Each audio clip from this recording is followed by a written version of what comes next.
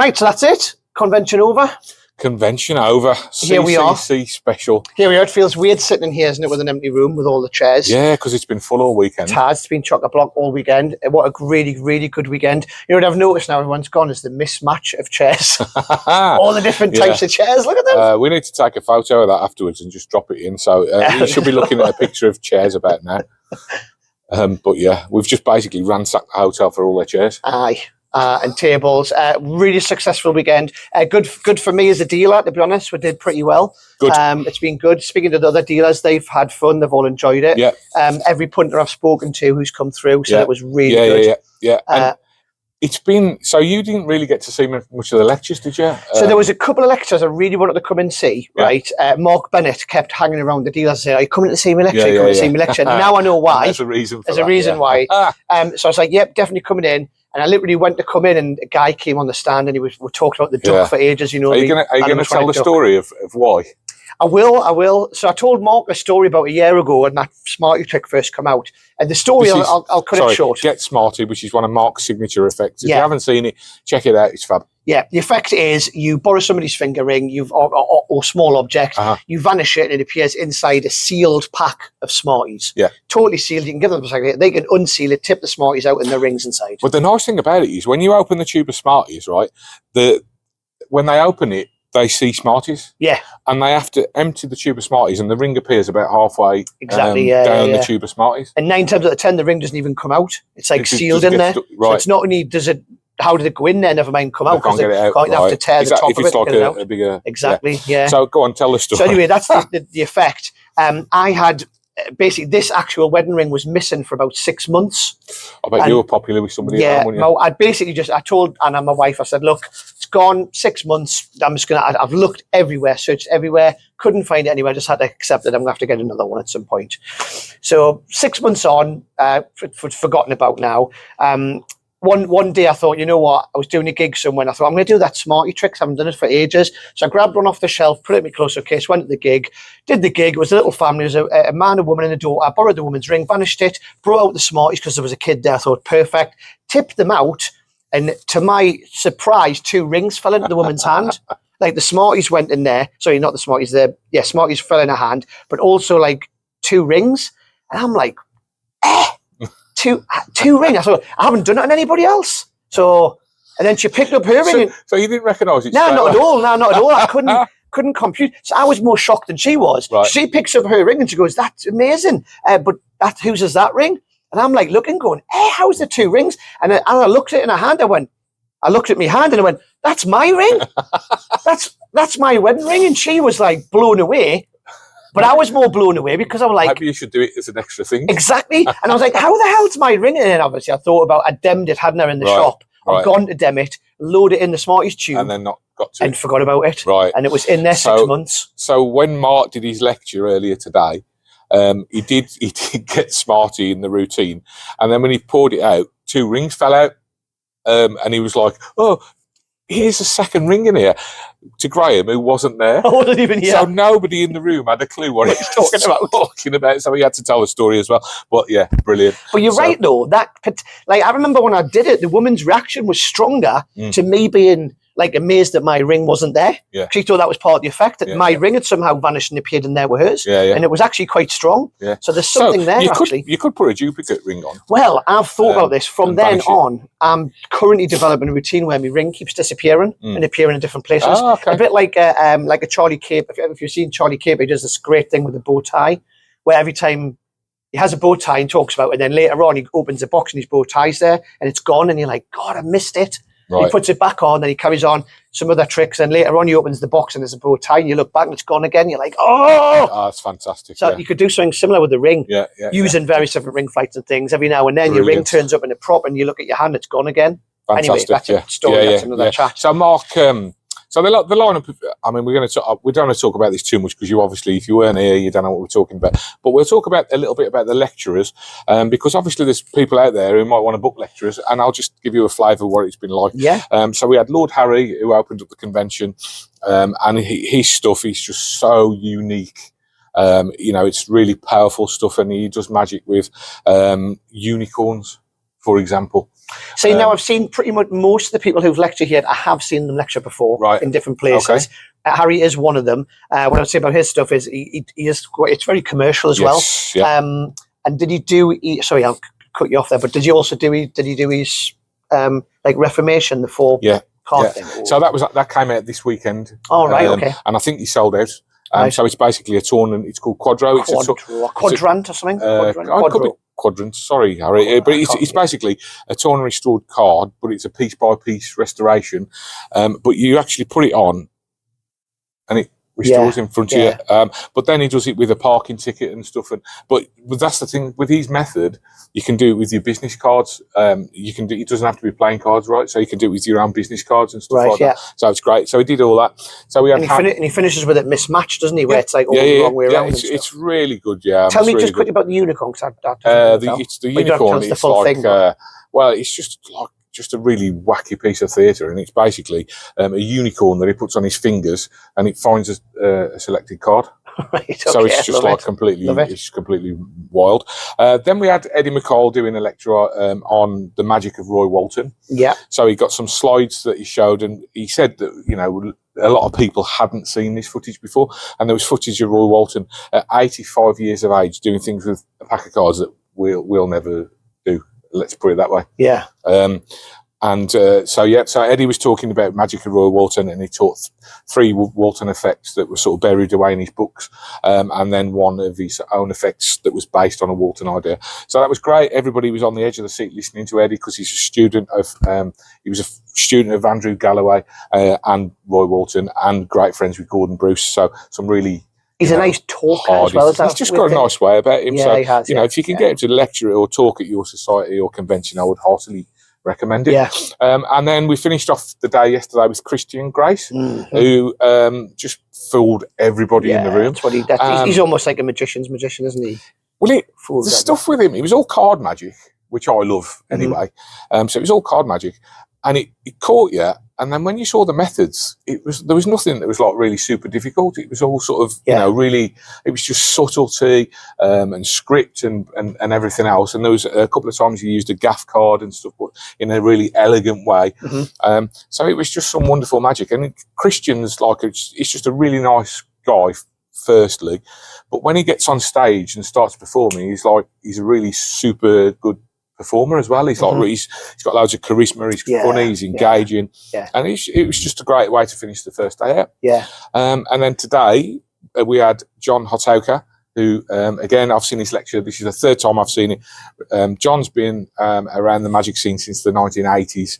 And he's been a full-time pro since about 86. Yeah, I know John very well. So John again, everything was slick. It's stuff that he's done. He still does. His actual working repertoire that he's working repertoire that he's given away. What he makes his actual money from. So years of experience. Yeah, I've seen it. Yeah. So that was great. Ring stuff with finger ring, ring on thumb. A really commercial trick with a balloon on a card. What else did he do? Oh yes, I see that. Card. It was a card trick that was really good, and his ring and string routine is just fantastic. Yeah, because there's something that happens in there that you just don't see. He does a very good deck vanish as well. He does do a good deck vanish. It's a bit similar to the one you do, but he sort of we talks about it. Presents it in a different way. And then we had Mark Bennett, who we were just talking about, on stand-up magic, but he didn't really do much magic in his lecture. I think he did 2 tricks, and the rest was talking about comedy and engaging with your audience as a stand-up performer. And he was talking about basically working the crowd. So in his 35-minute spot, so Mark owns a magic bar, and in his 35-minute spot, he does 3 effects in 35 minutes. Wow. And the rest of it is working the crowd. And he did his opening effect, which is Paul Martin's bank night routine. Yeah. So he does Paul Martin's bank night routine, and I don't know what his middle effect is, and then he did his Smarty routine, which he closed with. So he does one other routine, but I don't think he said what that was. So it's all about working the crowd and all the rest of it. And the final lecture, who's not long finished, was Steve Deller, and Steve's a wonderful performer. I've known him since he was sort of 17, 18 years old. I think he's won more magic awards than anybody, even me. He's won more magic awards than anybody. He has. I think he has, yeah. Got a lot of stuff. Well, he's won the big one, really, which is the Young Magician of the Year. Yeah. So he won that. That's when I knew him first. he'd auditioned for our local magic club, and 17 years of age, and he was doing this cups and ball routine to music and all this kind of stuff, and it was just amazing. But he's gravitated more towards mentalism now, so it was all mentalism stuff that he did in his lecture, but it's very funny, polished, elegant, and that was it. So honestly, all 6 lectures were so different from each other, and I would recommend anybody to book any of those guys, because they were all fab. It's been really good, and it's not just the lectures, the dealers. It was also the jamming last night in the hotel. Like what we've said before, that's what makes this convention really good. I think it's quite a small, I wouldn't say a tiny hotel, but it's like quite a small area, so everyone's in the bar together, so everyone's jamming and talking. You can't really, if you do a trick, everybody can say it. And that's what's good about it. It really gets people engaged. That's not doing stuff on the pool table. Yeah, absolutely. It was really good. And it was a deliberate thing on my part the first year to not have a show. So some people go to conventions and love the shows, especially at Blackpool. When you've got these world famous magicians flying in from Vegas and Korea and all the rest of it, doing illusion stuff and all that. I mean, come on. This is like there's 80 of us and we're in Cannock. we're not flying Hans clocking for this. I don't know, or Lance Burton. I think our Hans Clock might be watching this. Yeah, we could be. Well, maybe next year then. Do the vanishing sausage roll? You're in different. Cannock. I mean, it might be a different clock. It might not be him. But seriously though, I thought long and hard about it, because I have got mates in the business who could have done me like a bit of a cabaret show, or I thought about getting someone to come in and maybe a singer or a comedian or something completely non-magic related, just for a change of pace. And after the first year, I thought, and I was like, and I decided against it. And it's the best decision that I could have made, because it just works so well. And as you said, everybody. There was a guy who turned up. I've never met him before. And he came on his own. And then I just saw him leaving 5 minutes ago, and he's like shaking everybody's hands, giving them all hugs. And he was, and he was just sat around with everybody. So it's great. Yeah, it's good. These small conventions are turning into my favourite, not just because it's mine. I did Wayne Goodman's Shindig in November. Same thing. It's the same with Stimpf as well, I think, and even like Leeds Magic Day and all that. The small ones, people are telling me they're like these ones the best. Tyneside International Magic Festival. I know, it's a mouthful. We know, but they might not. True. But no, good. Good weekend, successful for you as well. Yes, been good. Yeah, it's been worthwhile. Excellent. All right, so let's move on. There we go. That's this week, and we'll be back with the old school shortly. Oh, Graham's already gone.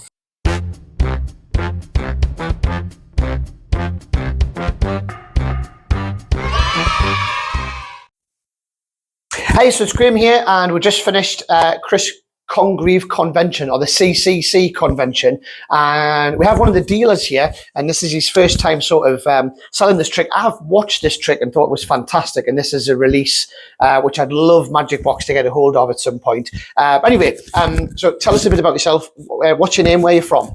Hi everyone, my name is Nick Malevich. My stage name is Nick Mesmer. Some of you, my friends, might know this name beforehand, but Nick Malevich, I took a new name. And graphite, I wouldn't say it's a trick itself. It's more as a tool that you can use in different ways and different effects. I'm originally from Ukraine. I'm back to the question. And I live now in London, UK.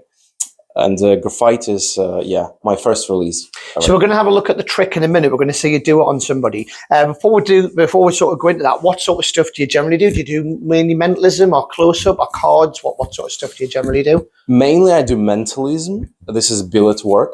And that's why you will see the performance of graphite. That's why double writing with billets is something important for me. Confabulation effects, predictions, sometimes hypnosis, hypnotic suggestions, this kind of stuff. Yeah. Do you work yourself? Do you perform do you do it professionally, or do you do it sort of as a side thing? Or I'm full-time professional at the moment. Yeah. Full-time professional mentalist, doing different variety of different gigs. I have a few residencies and mainly corporates and weddings sometimes. Okay, cool. And do you do stage stuff, close up, or is it a mixture? Mostly, I realized in UK there is no big stage for our type of artists. Right. But close-up is a big thing, of course.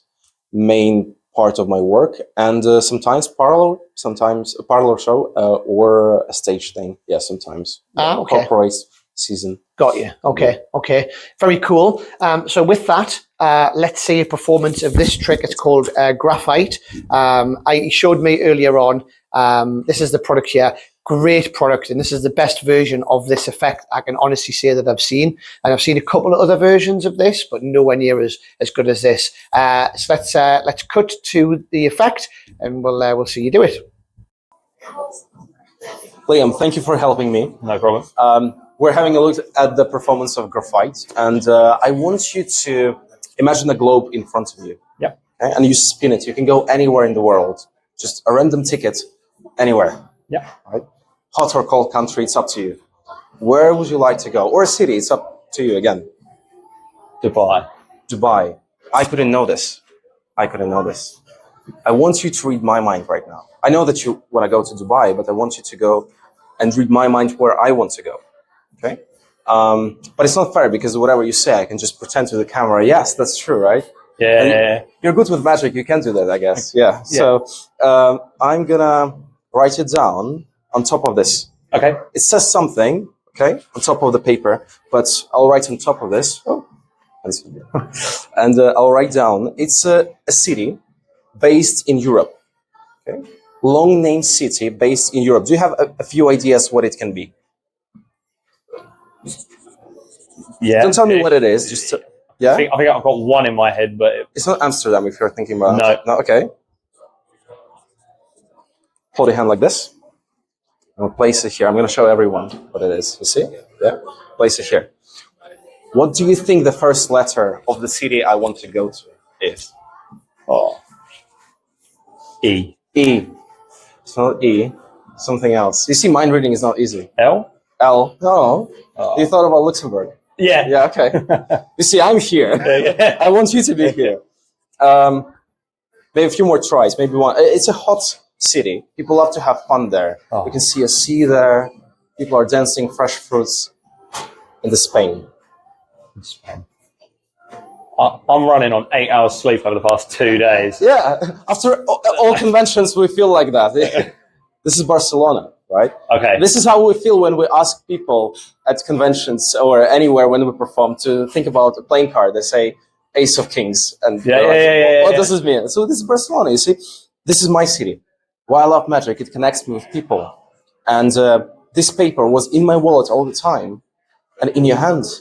And it's been saying something. If you have a closer look, it's been saying, yes, go buy a ticket to Dubai and have fun. Wow. That's brilliant. That's great. Okay. Absolutely amazing. Thank you. Brilliant. Thank you. Brilliant. That's awesome. I love that effect, by the way. And I've never met him before, by the way. No, me. No. Is this his I think he told me this is like his first time. It's his first time. So we had two dealers who were dealing for the very first time, Right. Which was great because everybody. So you were, Magic Box was like the mainstream dealer with all right? like different so stuff. You have got. Although we're working on releasing sort of our own stuff now, which is the reason I'm sitting next to you. Exactly. But also, like you've got a lot of the Murphy stuff and a lot of the new stuff. But then everybody else was a small independent creator. Yeah. And Nick, he's one of them, and that's what he's done with that Sharpie. He's just fabulous. Yeah, the trick was quite. I mean, to be honest, when he showed me it the first time, it fooled us. Now I have seen similar effects to it before, but he's took it to another level. Yes. I think he's took it to a different level because of the fact. I don't want to explain the method, but it's a different. It's a writing tool. It's not just a different color. No, correct. It's a different material. It's a completely different material. It sort of throws you way off. Yeah. And a really, really nice guy as well. He's super nice guy. Great trick that. I've already spoke to him. We'd love to. We're probably going to get them in at Magic Box at some point. But for now, you can buy them from his website, and we will stick his website Malevich on the screen. MalevichMagic.com. MalevichMagic.com. Yeah. How do you spell that? You don't know. We'll put it on the screen like that. like this. Don't know where it's going to be, but that'll be on the screen. So go there, buy it. What a great trick! Like I say, hopefully we'll get them in at Magic Box in the future, but for now, buy them direct from him. Yeah.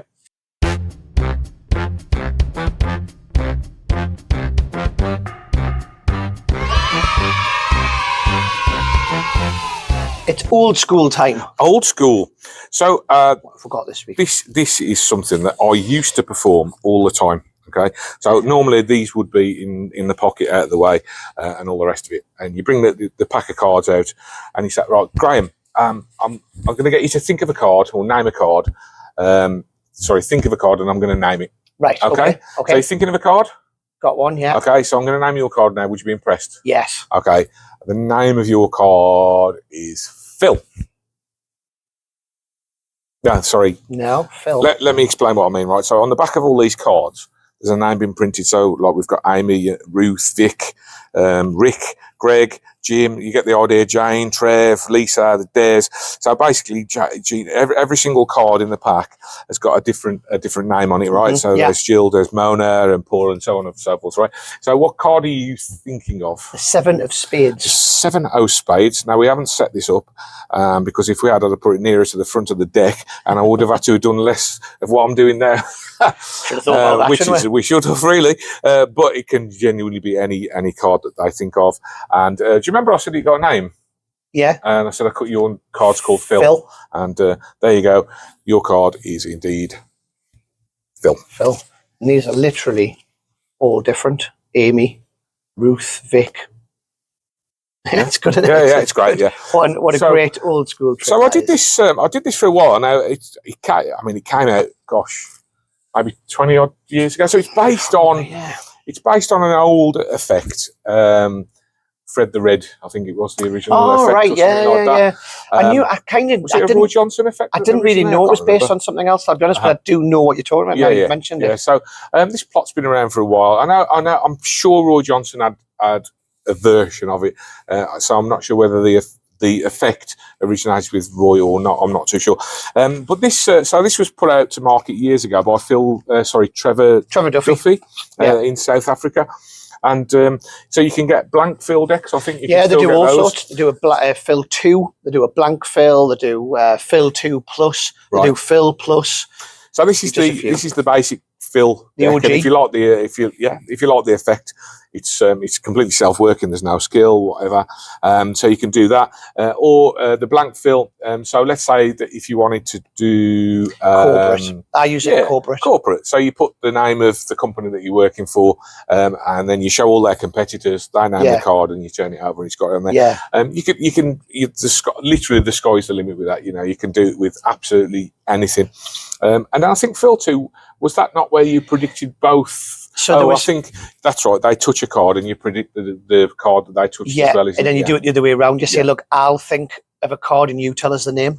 So that's the second one. Yeah. And then the plus one was just a different name. So instead of it being Phil, I think it was Lucy, if I remember rightly. So you could repeat it and it would be a different name. So you'd buy the plus version, which was a different name. Yeah. And the blank one as well. But so that's old school for this week. That's Phil. Do you know how much that is?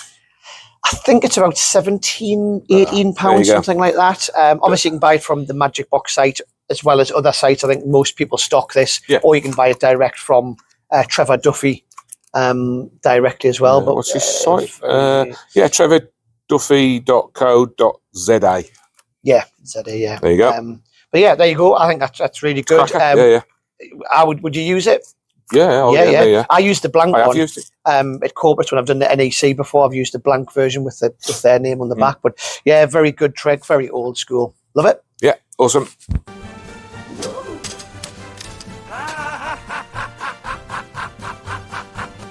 Review time. Reviews. We were going to review this. And then we realised that Graham's already performed it and talked about it and said that he uses it in his gigs. Invisible Soul, Adrian Vega. And as I started doing it to him and I started asking, I feel like we've done this before. And you went, we've done this already on camera. I was like, all right, okay. So we can't review this. We're kind of already talked. Well, we can, but we've already talked about it. We've talked about it. So would you do it? Yes. Do you like it? Yeah. Yes. Would I do it? 100%. Do I do it? Yes, 100%. It's always in my close-up case or in my pocket. So yes, it's called Invisible Soul. It's a best version, in my opinion, of Invisible Deck brainwave type routine. It's about 30 quid. Brilliant. There you go. Mini review there for you. So now we're going to review this instead. So there we are. This is The End by Angelo Carbone. Yes. Now, I have seen this performed. I have never actually performed it. But you have and do perform it. I use it all the time. So I think you're probably all the best time. placed Yeah. to talk So about I'll quickly it. talk about it. I won't perform it, but I'll quickly go through what it is. So essentially, this is the mother of all book tests. But it's much improved. And the reason being, if you don't know mother of all book tests, first of all, what I like about a book test is I like to be able to hand the book to them cleanly and say, I want you to open the book and look at any word. Yeah. Now, don't get me wrong, we sell lots of book tests at the shop. There's other versions of book tests where you'd riffle through, get them to stop on a page, force the page, or they'd have to think of the first word or the last word or a certain position word, the third line, whereas this is much freer for me. That's why I've always liked mother of all book tests, because you hand them the book, think of the word anywhere, any page, doesn't matter. Has to be a fairly long word. You then tell them what the word is. It's as simple as that. It's really direct. Now, what Angelo's done with this, in my opinion, is really made this, in my opinion, this is the best book test on the market because there's no miss to it. Yeah. And what I mean by that is, I don't want to give the method away too much, but I will have to mention a little thing. I need to get a piece of information from you to know what that word is. Yeah. Now, normally you would fish for it, or there's gags and stuff like that you would do. Yeah. However, Angelo has solved that problem. So I say to you, you're thinking of a word. I want you to think of just the last letter of the word, and I write down the letter R. And I say, the last letter of this word is the letter R. You go, no. And I go, really? Oh, that's weird. What was the last letter? And you go, M. And I go, M. Oh, I know why. I know why, because the second last letter of that word was an R. They say yes. So that now turns what would have been a miss for a regular into a hit. And now I know the word. If you know the effect, you know how I know that. So now I can write down the word, and M, by the way, I know is thunderstorm. He's made this so it actually reads like a story as well. Absolutely. You could read this from cover to cover and it would read like a regular story, like a regular Probably book. not a very good one, but... no, it does. It reads perfectly. Really? Yeah. Yeah. Is it was it a page turner? I mean, I'll be honest, I've not read the whole book, but I have read a couple of pages and it does read like a regular, it makes sense like a regular book would. And listen, people, I'm just joking. People. By the way, that's not the actual book. The book is inside here. If you're wondering, you say that's a bit obvious. Like it's called the. That's not the book. It's just made to look. And if you're unfamiliar with Angelo's work, genius. Angelo is the word genius. I think is thrown around a bit too handily sometimes, but I think in his case it's probably true. Yeah, I think so. He's been creating magic for Tenyo for years. And some of the Tenyo stuff, as we all know, is absolutely incredibly clever. Yeah. And also things like, his effect, the gift. Yeah. And he put he's that card. had stuff out with Murphy, he's had stuff out with Penguin, he's had stuff out with Tenyo, there's not many. That thought of rising card that he put out recently and stuff like that, So if you haven't had a look at any of Angelo's work, it's worth checking it out. And he very rarely lectures, I think. He doesn't lecture. I did try to get him here for this weekend, and we spoke about it.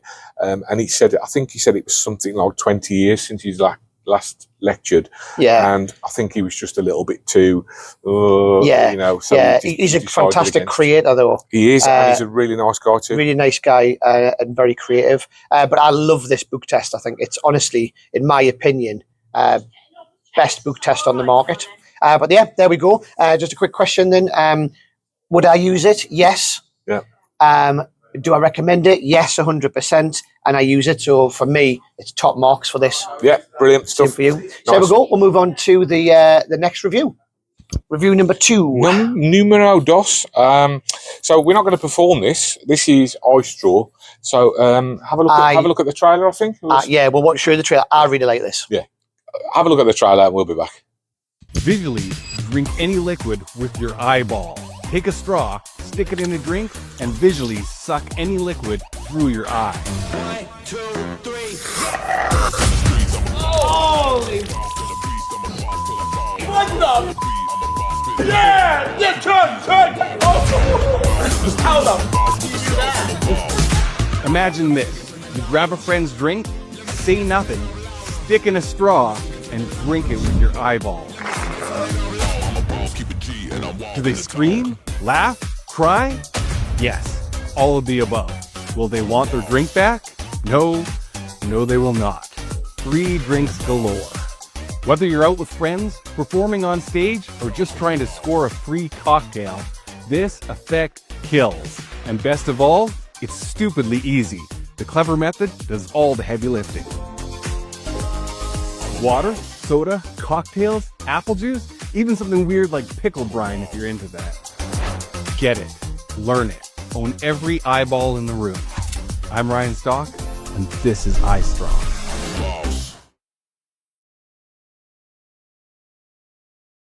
Well, there you go. That was the trailer for iStraw, and what an off-the-wall product, to be honest. So I saw the trailer, like you've just have, and I had no clue how it was done. Right. And we've got to be very careful what we say here, because I don't want to spoil the surprise. However, the method is nothing like I thought it was going to be. So I thought it was one thing, and it wasn't. Yeah, wasn't it? It was actually a better method than I thought it was. So it's fair to say, it's safe to say that it fooled both of us. Yeah. It's something. It's just, I don't know. It's just a really off the wall idea. But I can imagine the reactions, especially if you're just doing casual. I mean, you know, magic's not just about doing gigs. It's about performing magic anywhere and everywhere. That's not something that you could do at a wedding gig or something like that, right? But I think at some gigs it would go down quite well. You know, like if you're at somewhere that's a bit rough and it's a bit rough and ready, and there's a few lads and whatnot. A high-end wedding gig, they're not not drinking out with straws like that, are they? Right? Yeah, somewhere a bit rough, like the Beefeater in Cannock. Yeah, oh, not that rough. No, not that rough. No, but actually, like last night when everyone was jamming and having a few beers, that would be a great thing to just go to your mate and just go 2 seconds and just literally go. You should have done that last night. So and then just drink it through your eye, randomly, and people are like, yeah. I mean, it is crazy. It's great. So it's just like a really off the wall, wacky idea. Yeah, but it's something. It's super easy to do. Yeah. There's no sort of hidden gimmicks or anything in the bottom of the glass or anything funny like that. No. The straw is the gimmick. Yeah. That's all I can. It's very well made. Really. It's simple. Yeah. But the gimmick's well made. 1999. Yeah. I think that's do you think it'll last a long time, or do you think I think if you look after it, I think it will. Yeah, I can't see why. Depends on whose drink you're going to drink, I suppose, doesn't it? Yeah, I guess so. Yeah, and what drinks you're going to drink, how corrosive those drinks are. Yeah, and I think it'll last whether the person that you do it to punches you in the face while you've got their straw in the eye. Boink. No, it's great. Yeah. Yeah. Questions then? Do you like it? Yeah. Would you buy it? Yeah. Would you use it? Yeah. And I would say I would agree with all those three things. Yeah. I don't think I would use it potentially working all the time, but I think in the right situation, do you know what it is? I'd walk around with it in my pocket, and now we've spoke about this before. Yeah. There's always for no matter if you've got something that's a bit cheeky or a bit rude or whatever. Okay, there's always going to be a situation where you can do a trick like that. Yeah. So if there's always a situation where you can do a trick like that, then there's always going to be a situation where you can do a trick like this at a gig, where there's a gang of lads at the bar or whatever it is. So I think even you might not make it to my set table routine. However, for how much pocket space it's going to take up to straw, I would carry it with me for the right moment. There you go. What he said. So, there we go. That's it. So next week's show, bizarrely, we're going to come back to the Cannock convention and set the whole room up again and film it here. Just to try and keep the continuity as well. I want to keep the continuity. Yeah, absolutely, yeah. So, well, it's either that or we're going to film 2 shows at once, isn't it? No, that wouldn't make any sense. No, that wouldn't make sense at all, would it? Anyway, it's been great. Sorry we talked about the convention for so long, but we've had such a great weekend. We wanted to share that with you guys, and we'll be back with some questions and stuff next week. Until then, have a great week, and see you then. I did the thumbs up thing. See you later. Double thumbs.